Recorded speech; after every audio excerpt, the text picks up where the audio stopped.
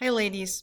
I'm going to go ahead and we're going to look a little bit more about the prophecy that goes along with what we were discussing today during our lesson. So this is the time of King Jehoiachin and King Zedekiah that we talked about today, when Nebuchadnezzar was coming against the city of Jerusalem and taking the people captive. So the first reference that we're going to look at is Jeremiah 21, 1 through 10. So this is where Zedekiah comes to Jeremiah to ask him for prophecy. So the word came to Jeremiah from the Lord when King Zedekiah sent to him Pashur, son of Malchijah, and the priest Zephaniah, son of Maazariah.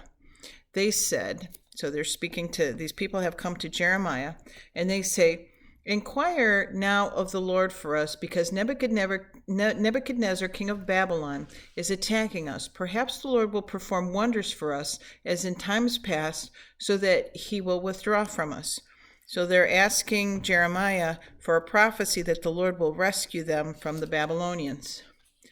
Verse 3, "But Jeremiah answered them, 'Tell Zedekiah, this is what the Lord, the God of Israel, says. I am about to turn against you the weapons of war that are in your hands, which you are using to fight the king of Babylon and the Babylonians, who are outside the wall besieging you.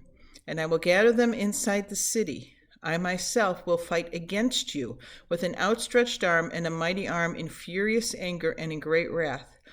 I will strike down those who live in the city, both man and beast, and they will die of a terrible plague. After that, declares the Lord, I will give Zedekiah, king of Judah, his officials, and the people in this city who survived the plague, sword, and famine, into the hands of Nebuchadnezzar, king of Babylon, and to their enemies who want to kill them. He will put them to the sword. He will show them no mercy or pity or compassion. Furthermore, tell the people, this is what the Lord says. See, I am setting before you the way of life and the way of death. Whoever stays in this city will die by the sword, famine, or plague. But whoever goes out and surrenders to the Babylonians who are besieging you will live. They will escape with their lives. I have determined to do this city harm and not good, declares the Lord. It will be given into the hands of the king of Babylon, and he will destroy it with fire. So what he tells these people who Zedekiah has sent to him is that the king is going to besiege Jerusalem, and the people who go into exile in Babylon, those are the ones who are going to be the remnant. The people who remain in the city and fight against the Babylonians and don't surrender and accept this, those are the ones who are going to be killed. So we're going to look again a little bit further into this, Jeremiah chapter 27, verses 12 through 15.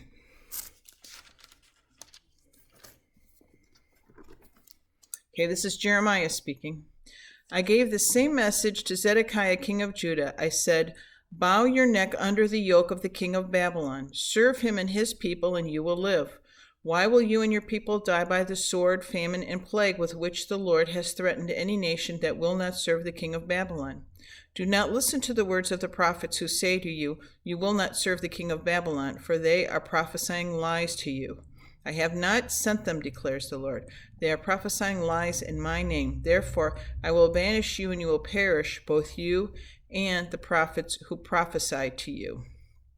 So here Jeremiah is saying that the people who are prophesying that Israel will defeat Babylon, that Judah will defeat Babylon, that everything will be okay, they're lying to the people, and the Lord has not sent those prophets. So Jeremiah is telling them that this Babylon besieging Jerusalem and capturing and taking the exiles is something that they're not going to be able to defeat.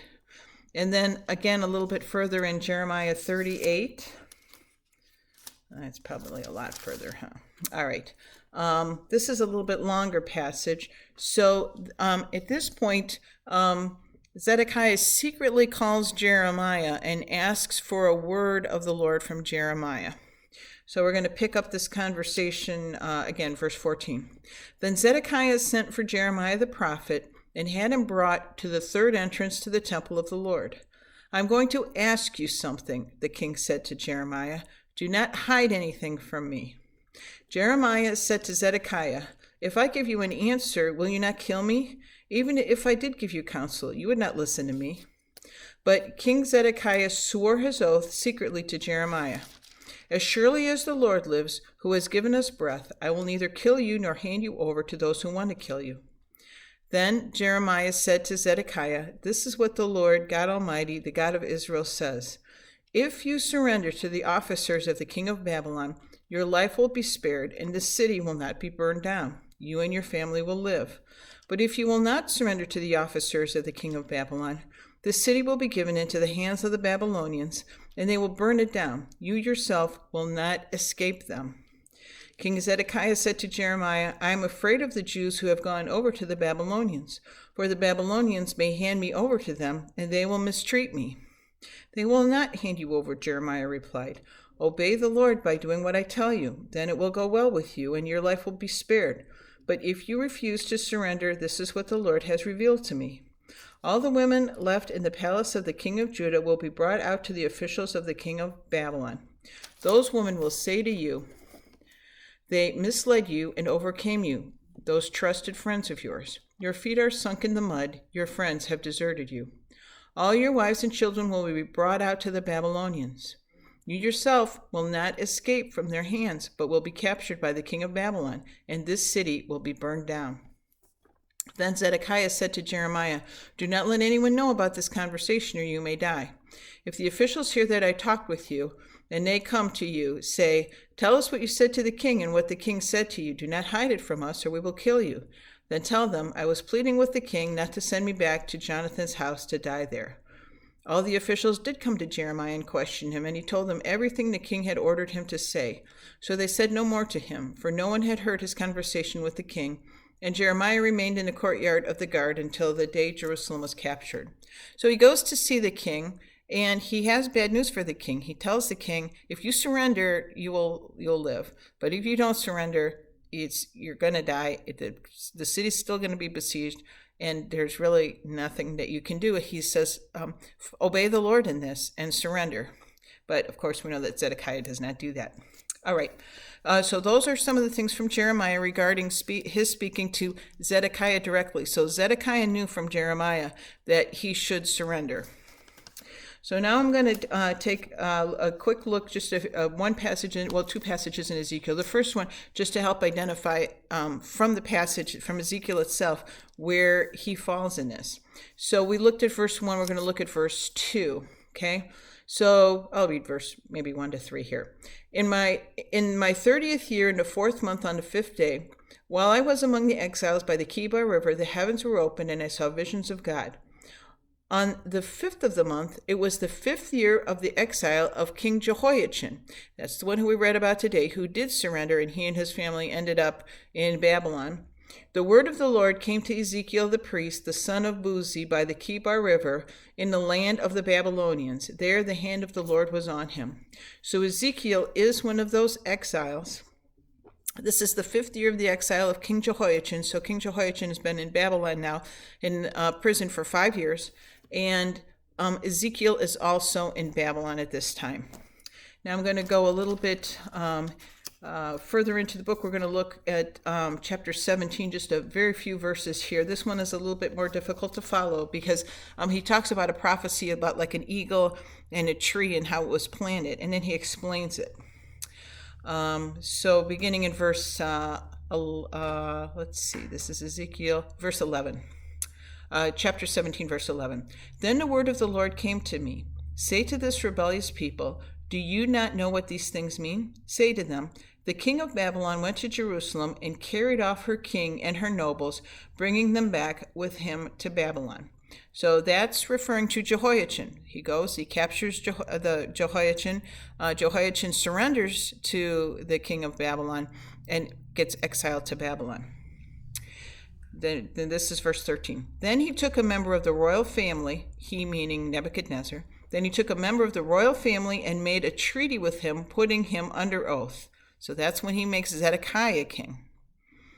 He also carried away the leading men of the land so that the kingdom would be brought low, unable to rise again, surviving only by keeping his treaty. But the king rebelled against him by sending his envoys to Egypt to get horses and a large army. Will he succeed? Will he who does such things escape? Will he break the treaty and yet escape? As surely as I live, declares the sovereign Lord, he shall die in Babylon, in the land of the king who put him on the throne, whose oath he despised and whose treaty he broke. So here Jeremiah is saying that Zedekiah, who the king of Babylon had placed in charge of Jerusalem because he tried to rebel against the king of Babylon, that he's going to be carried off and he's going to die in Babylon also. And so we read about this horrible situation with him today. So just again, a little bit of prophecy and where that falls in Jeremiah and Ezekiel, prophets of the time during these dark days of Judah and Jerusalem when they're carried off to Babylon. So I hope you found this helpful to come along our study, and I will see you again on Monday. Thanks, ladies. Thanks for studying the Bible with me.